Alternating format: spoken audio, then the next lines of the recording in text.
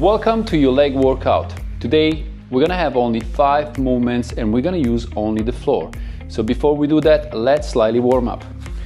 I'm gonna stand with my legs a little bit closer than shoulder wide position. Then I wanna press all the way down and put all the way up. What I'm doing into this movement, I'm trying to put some pressure, or I'm trying to warm up and work on my ankle, in the same time engaging my knee, in the same time also active my hip. I can also do it fast, I can do slow. Now from here, we're gonna go into move number 2. Move number 2 is gonna be slightly bent, and we're gonna work on hip rotation. Again, putting some pressure on our knees and putting some pressure and warm up our hips. Slightly back and forward. Now from here, I'm gonna slowly go a little bit wider, and then from the wider position, I'm gonna show you from the side. Wider position, I'm gonna keep my legs straight, going all the way down until where my back can be fully straight, and active and stretching my hamstring. You see that my head will follow the move. I'm looking into a position, I'm not putting my head up because I will put too much pressure on my neck. We're gonna go with 2 more. I'm gonna go with 1 more. Now from here, I'm gonna start a little bit jumping. Also here we can play back and forward. Now I'm trying to put some pressure, active also my nerve system, make some blood flow, left and right. At the same time, you see I'm also moving my hands, active my cardiovascular system, and stop. To finish up, we're gonna go into a deep squat. Okay, now from here, what I wanna do is just try to keep my chest up. I'm gonna do only a few movements. 1, 2, 3, 4, and 5. Then I'm gonna press all the way up, stretch left and right, and go back into the position again. Now I'm trying to open my hips. I'm trying to also open and work on my ankles. And in the same time, okay, I'm trying to stretch and fold forward so I can also stretch my hamstring. We are ready to move. Our first movement is gonna be just the air squat. When it comes to air squat or just a single squat, we're gonna go with legs shoulder width apart. We're gonna slightly externally rotate our knees, so the knee is gonna go in this direction, and then we're gonna place our hands slightly forward. We're gonna stop and come all the way back. So down, stop for a second, and come all the way up. This is how it's gonna look from the side. I wanna hinge, go with my hands back, and then come all the way back. If you wonder why I'm placing my hands forward, let me explain you why. Many times people do the squat in this position, and that's amazing. But you have to know how to do the squat, because sometimes if you go too much, you lean too much, you see you're not stable. You don't engage the right muscle. But if I have a tension, like I wanna sit down, so I'm sending my hips back, I'm leaning forward. Now I know that my whole weight is here, my chest is up, and this is just giving me direction that I'm not falling back and forward, okay? And we're gonna go with 3 more. Very important in this move, don't collapse, okay? Don't let your body drop down. We're gonna go 3 more. Down, 2, 3, control, and then press to 3 up. Another important point, when you come down, now that you have to come down, come up, your feeling is that you're gonna press the floor, pressing the floor, and then squeezing up the glutes. Down, 2, 3, press the floor, and squeeze the glutes. Very nice. Our second move, for example, is gonna be a single leg or reverse lunge. The reason why we're gonna go into reverse lunge and not just in forward lunge or walking lunge is because many times for people it's gonna be different to control or hard to control the knee. They don't know how big step they need to take. To make it more easy, if you see from reverse lunge, I'm gonna stay from the side. I'm gonna stay in the position, my legs, again, like we talk for the arms, when it comes to plank, this is how my arm's gonna be. When it comes to legs and lunges, your legs, they're coming up from here, exactly in the middle of the hips. So it means this is the position I have to take, not too close. Because if I step and I go too close, my knees will collapse, okay? Slightly distance, and then from here, I wanna hinge, I go all the way down, I press, I come all the way up. I slightly hinge, I go down, my chest is up all the way to here. I'm not standing forward because there will be a hip dominant. I'm trying to make it the knee dominant. So leaning forward, I'm controlling the movement, coming back up, down. Again, when you come down, at least 3 seconds.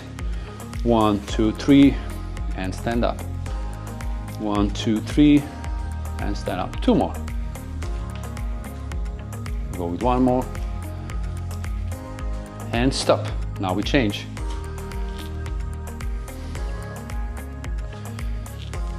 Don't go too fast. You will feel how breathing becomes more difficult. Control the movement and then step back up. 4, 5,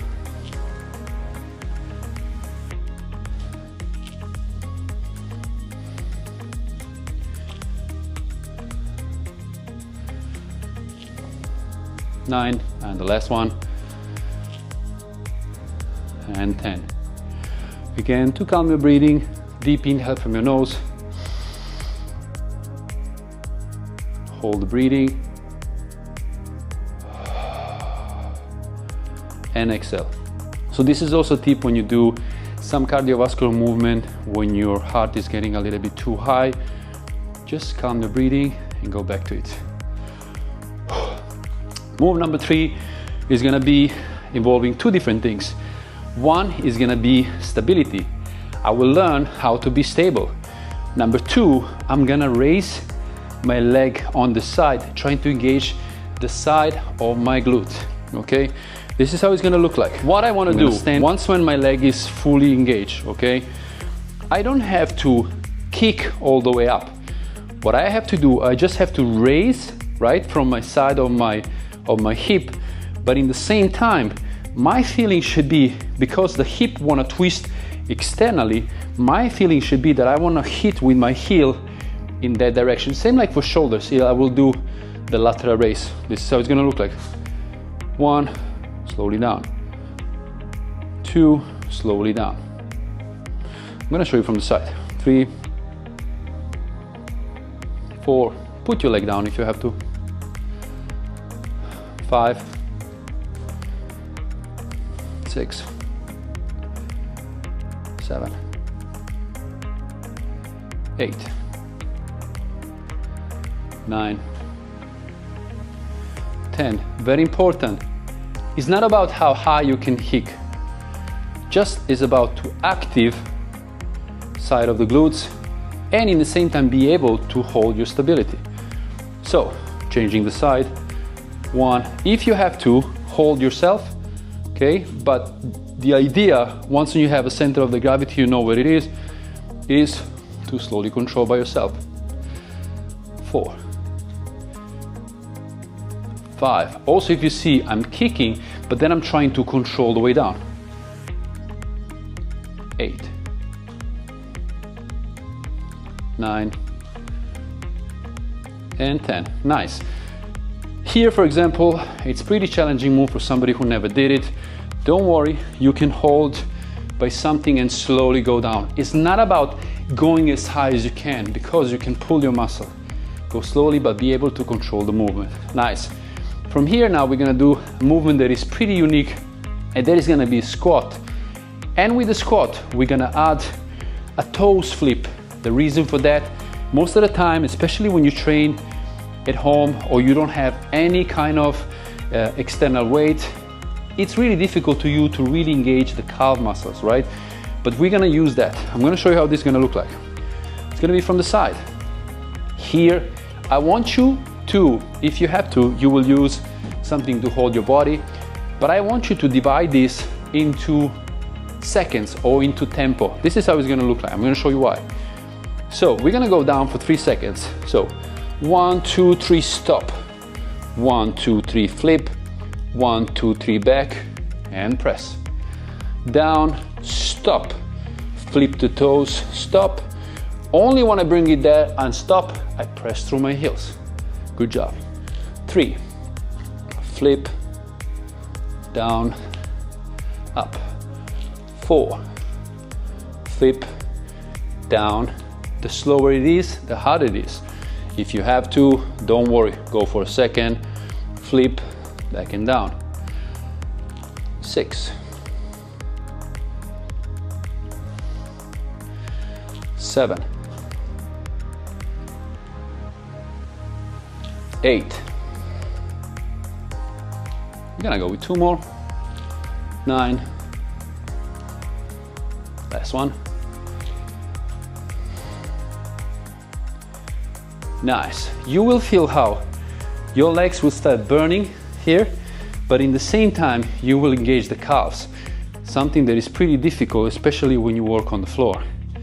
How you can do to make it a little bit more easy, don't worry. You can have some surface when you come all the way down. You flip, you come back, and you come all the way up. Nice. That was move number 4. We're gonna do last movement, and we're gonna go with hip thrust. Back down to the floor. This time we wanna activate the glutes. So here, for example, I don't have to engage my core. I can also lay down. I'm pressing down and then squeezing all the way up from my glutes and slowly come down. I don't let my body drop. I'm gonna keep the glutes slightly stretched, and then I come all the way and I squeeze. Now when you do this on the floor, obviously, it's not so much engagement. There is still engagement, but you can make it much more difficult. You can raise your legs on a small surface. You can also put your legs slightly forward on your heels. And now when you come up, not only your glutes will be active, but also the hamstring. Try it out. And if you really think that this is still not enough, well, you can still do with one leg and then slowly down. All the way up and slowly down. We're just gonna do the regular one. So squeeze, everything is aligned. I don't overdo, I don't wanna put pressure on my lower back. I really wanna squeeze, engage my glute. Everything is engaged and slowly down. Press, squeeze, and down. We're gonna do 5 more. Squeeze. If you see also here, I'm slowly trying to control the way down. I'm squeezing from my glutes, slowly going down. We're gonna do 3 more. Control the breathing. 2 more. And actually this is now the last one. All the way down, up, and squeeze. So try it out with legs slightly further to also target your hamstring. Try it out with elevating legs, or even try it out with slowly an external weight. Thank you so much. There was only 5 movements, so you decide if you want to make it harder, if you want to use external weight, if you are a beginner, so that you can use a surface such as a table or even a chair to help you to go into the squat without collapsing. Everything is possible. This I will go into minimum 3 sets. If you want to make it longer, do it longer. We will do from 10 to 12 repetitions. See you in the next one.